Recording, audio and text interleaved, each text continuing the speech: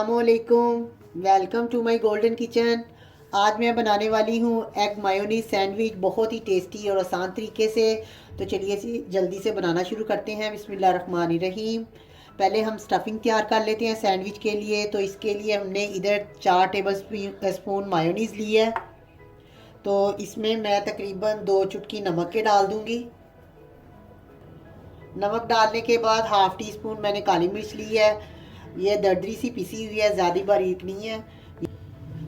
इधर मैंने spring onion लिया है, तो मैंने उसका ग्रीन वाला पार्ट यूज़ कर रही हूँ। 2 टेबल स्पून मैंने बारीक चॉप किया है, तो ये इसमें चला जाएगा।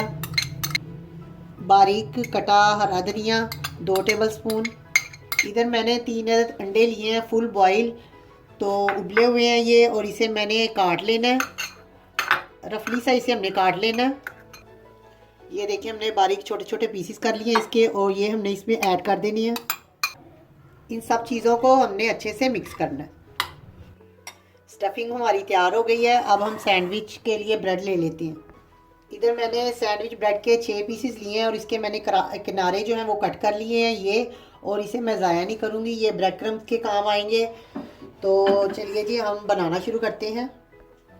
एक पीस आपने लेना है, और इसके ऊपर मैं ये सैलड का पत्ता जो होता है वो रखूँगी, और ये जो हमने स्टफिंग तैयार की है ये हमने इसके ऊपर डाल देनी है, 2 टेबल स्पून जितना।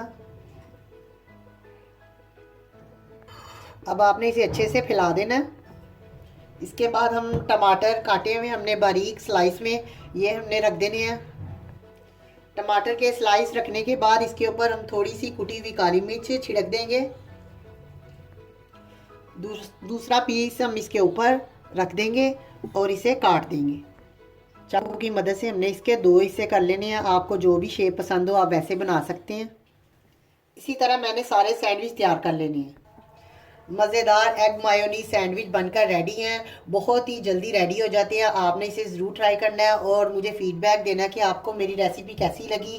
प्लीज़ नए आने वाले सब्सक्राइब कीजिए, बेल आइकन दबाइए। अल्लाह हाफिज़।